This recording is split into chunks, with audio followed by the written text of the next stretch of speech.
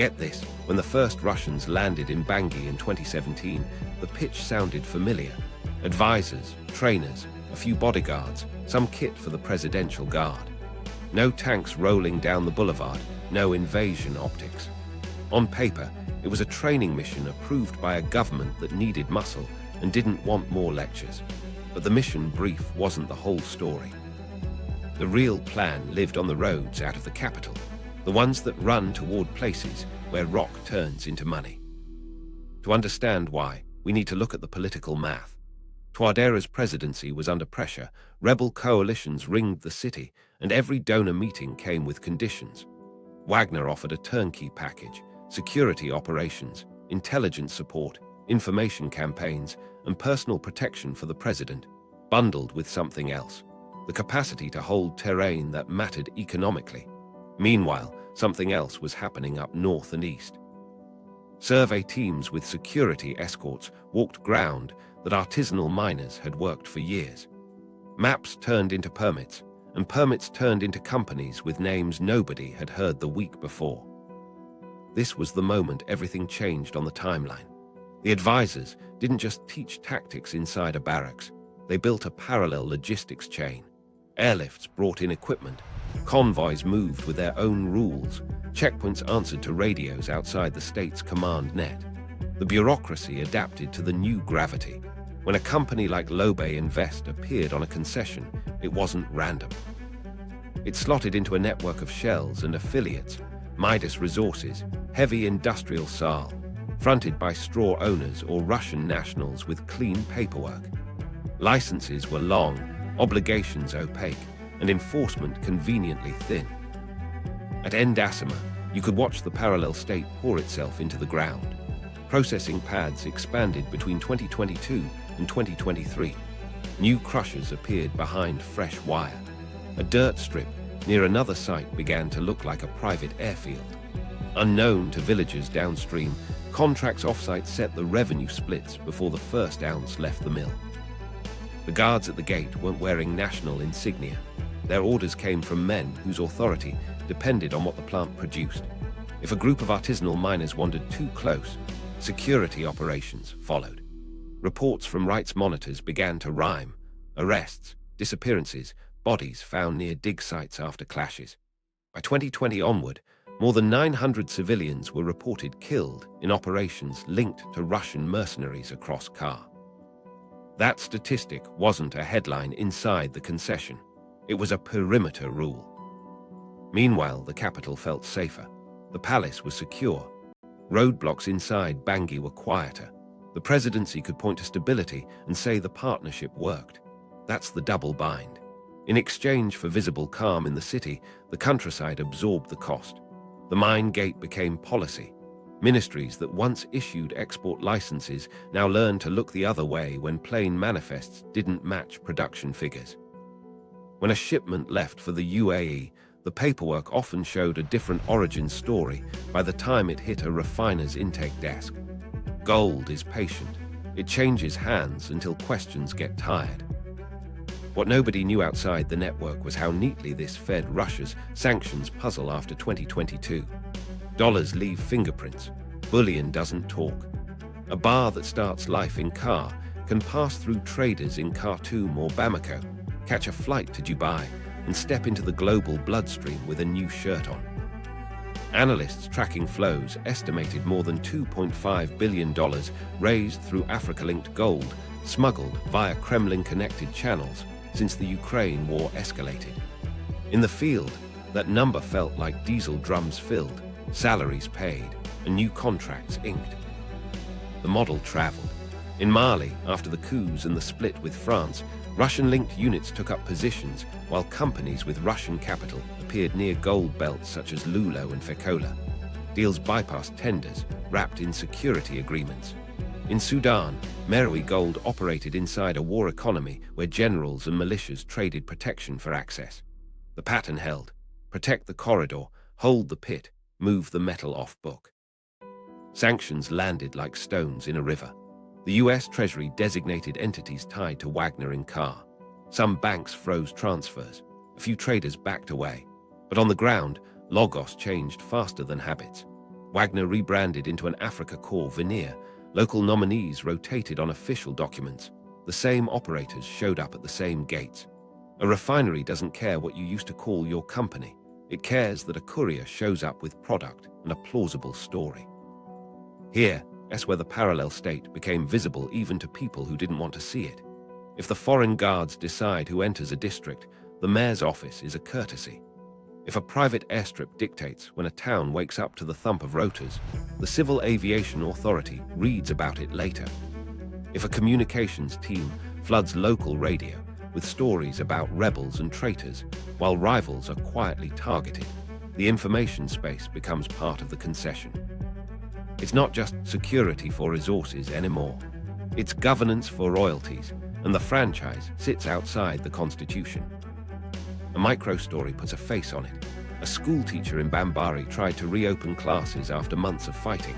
She walked past a new checkpoint that wasn't there the year before. The guard didn't check her ID. He asked where her brother worked. When she said, "The mine," the guard waved her through with a smile. 2 days later, her brother's team was told their shift was moving nights for security reasons. The rhythm of the town changed to match the mill's schedule. By then, even allies noticed the crowd at the trough. Rwanda's contingent, deployed to support Carr's government, watched Rwanda-linked interests explore opportunities of their own. Competing patrons, overlapping concessions, and a state too relieved to pick a fight with either. That's the quiet risk inside the Wagner turn.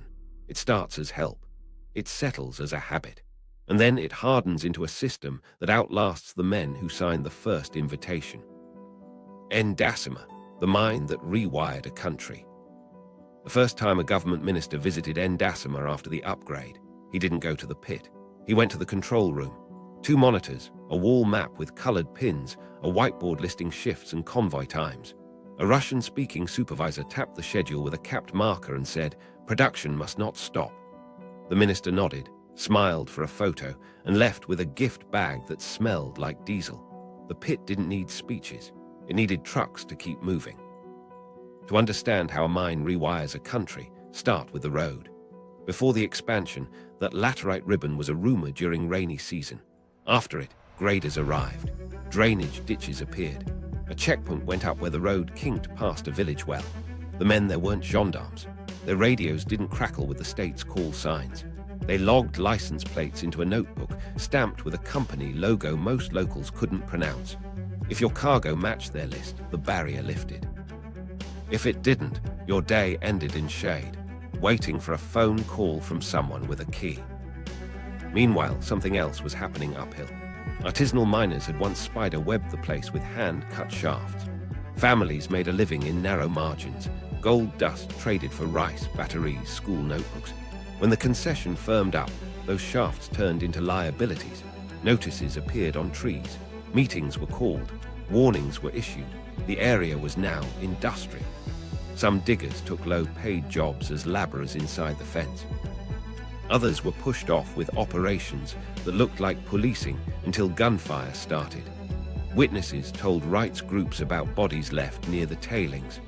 Those reports stacked up, town by town, until they felt like a pattern more than incidents. Inside the wire, you could trace the new muscle in poured concrete. Between early 2022 and 2023, the processing pad sprawled. New crushers, fresh paint, imported parts, lined up like cattle at a trough. A conveyor rattled stones toward a mill house that hummed day and night. A water cannon arced slurry into settling ponds cut into the earth like rectangles of dull mercury. Near a different site, a dirt strip flattened into something straighter, longer.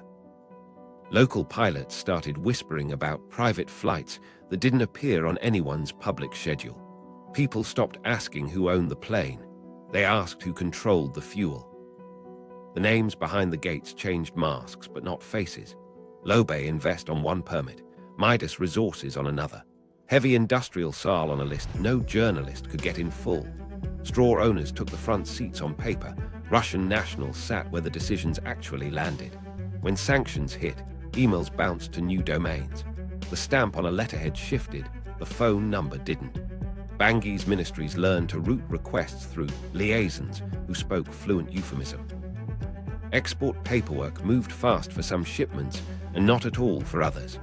The ledger that mattered wasn't in a government building. It lived on spreadsheets far from public audits. A micro-story marks the pivot point. A district chief, proud of his stamp and tricolour sash, walked to the mine gate to negotiate a school repair fund the company had promised. The guard glanced at his sash and waved him to a bench. He waited an hour before a junior manager handed him a sealed envelope.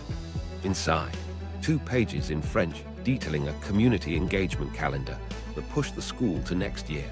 He signed the receipt because refusing didn't open the gate. Back home, he told his council the mine had confirmed support. Everyone knew what that meant. The calendar, not the council, ran the town. Meanwhile, the capital celebrated stability. Markets reopened. Roadblocks thinned. Donor meetings, once icy, softened when delegates saw fewer burned cars. But the calm rode on a bargain. The presidency got fighters, trainers, a propaganda arm that blended rumor with reassurance. The network around the mine got predictability, escorted convoys, a compliant perimeter, a free hand on night shifts when questions slept. Each time the convoy reached the bend on time, the partnership tightened another notch. What nobody outside the chain saw in real time was how thoroughly bullion replaced budget lines. Taxes are debated, bars are weighed. Gold walked out in courier bags and came back as silence. Salaries paid in cash, fuel deliveries prepaid, favors banked. When US sanctions blacklisted Wagner-linked firms, the pit didn't pause. Shells rotated. The Africa Corps label slid over the old logo like a new sticker on a used truck. Planes still lifted. Invoices still cleared through middlemen. In Dubai, intake desks asked for origin and got an answer that would survive a casual audit. It was enough. Then came the copycats. If Endasima could fund a war's quiet phase, why not other pits? Survey teams arrived where maps were more hopeful than real. Small airstrips sprouted scrub fences. A rumor spread that if you wore the right patch, every checkpoint saluted. In villages, men learned to recognize the difference between a soldier's boot and a contractor's boot by the way it landed on a doorway. The contractor asked about schedules. The soldier asked about rebels. One decided the time school let out. The other decided who could sleep at home. There's a cost to living on a timetable written in a mill house. Women hauling water shifted paths to avoid night trucks. Kids learned that the loudspeaker at the plant meant dinner might be late because their fathers' shifts moved again. Pastors shortened sermons when the siren wailed. A wedding paused because the convoy needed the road. This is how a mine rewires a country, not just in laws or budgets, but in the hours people breathe. At Endasima, the hum of the crushers became the metronome. The minister's photo went on a wall. The monitors kept scrolling. And the road to the pit became a line of credit that never closed so long as the barrier kept lifting for the right cargo. Mali and Burkina Faso, juntas, contracts, and new concessions. 3 days after the second coup in Bamako, a colonel walked into a dim office where a mining file waited on a metal desk. The folder had 2 tabs, security cooperation and concession review. He didn't separate them. That's Mali's pivot in one gesture. Guns and ground folded into the same paperwork. Stakes first. The junta needed legitimacy, cash flow, and a force that could fight without nagging. Western trainers had gone home.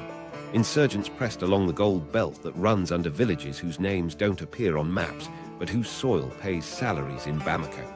From their perspective, a partner who brings rotor blades, advisors, and deniable units looks like oxygen. The cost, access, preferably where the ground glitters. Action. Russian-linked teams arrived with the language of advisors and trainers, but their escorts rode routes that mattered economically.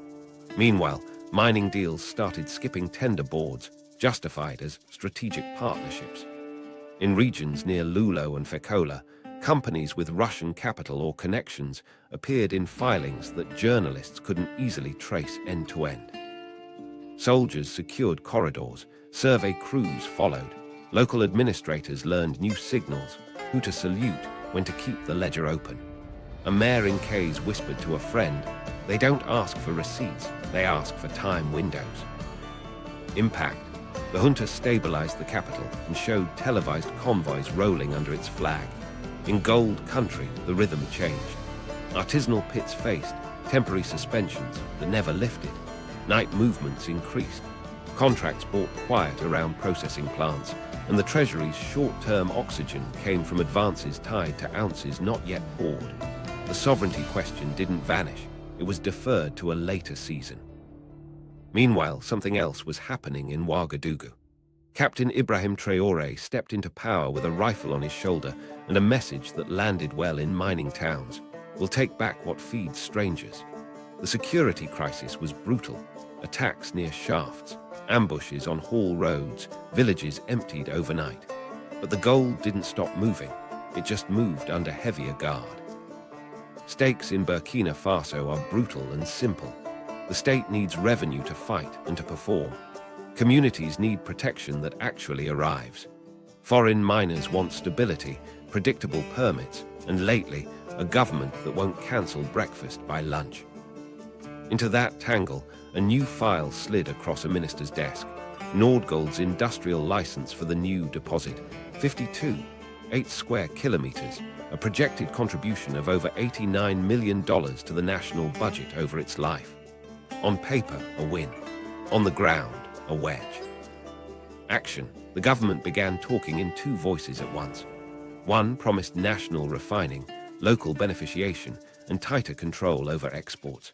The other signed off on industrial projects that could bring heavy kit and jobs fast. In gold belts stretching from the central plateau toward the Sahel, soldiers took over roadblocks. A viral clip showed troops standing on the Djibo Greenstone belt, declaring it secured. Off camera, fixers called buyers in the UAE to adjust schedules because escorts had new rules. Impact. Foreign headlines framed it as a gold revolution. In towns near future pits, the change felt more like a new landlord. Some artisanal crews were told to register for cooperatives. Others were pushed beyond perimeter stakes. Talk of a national refinery lit up radio shows. If Burkina pours its own bars, maybe the margin stays. But refining doesn't erase who guards the gate.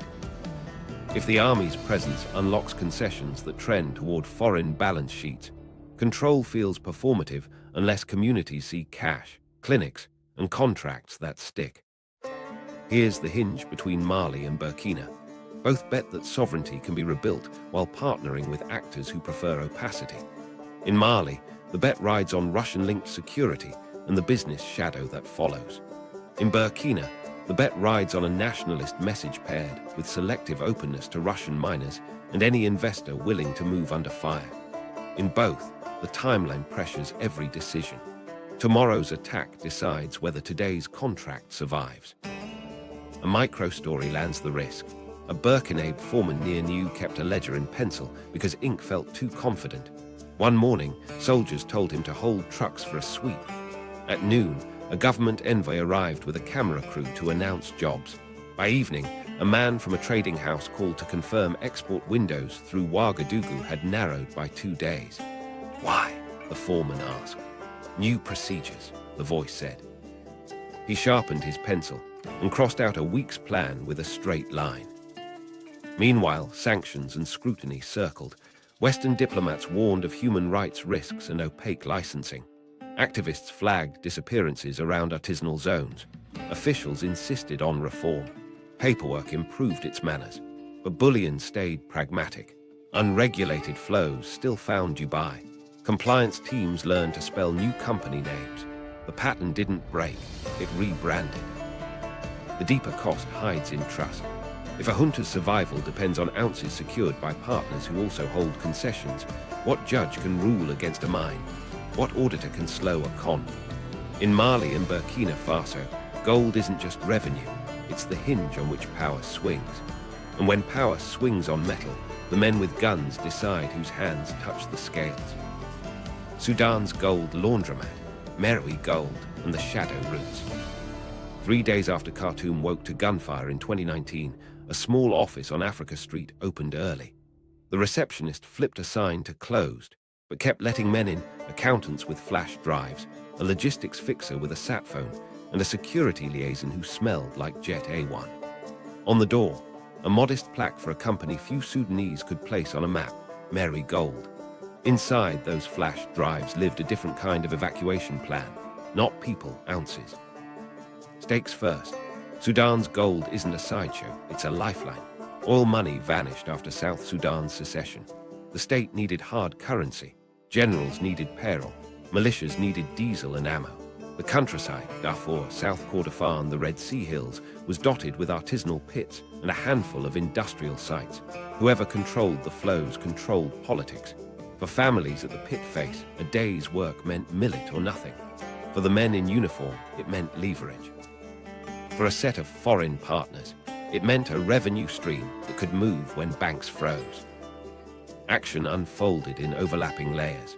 Mercenary gold, part of a Russian-linked business web, embedded itself in Sudan's gold economy by offering processing capacity, technical assistance, and logistics in places where government oversight thinned to rumor.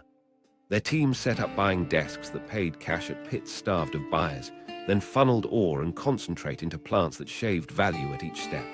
Meanwhile, security relationships, formal and informal, kept trucks moving. Local commanders secured corridors in exchange for a cut, sometimes paid in cash, sometimes in kindness that would be redeemed later. A field manager in River Nile State kept two phones, one for geology, one for permissions that never saw a stamp. Meanwhile, something else was happening along the borders. Shadow routes fattened. From Darfur, gold moved west toward Chad and south to Kar, where paperwork could be washed and reissued. From the Red Sea, couriers threaded wadis toward Port Sudan, swapping license plates before dawn. East, traders hugged roads to Kassala, then slipped across to Eritrea when the heat rose. The cleanest path, though, ran by air. Small consignments left airstrips near mining hubs, showed up in Khartoum with just enough paper, then hit flights to Dubai, where the intake desk didn't ask questions it didn't want answered. Impact arrived as numbers that didn't add up. Official export tallies limped.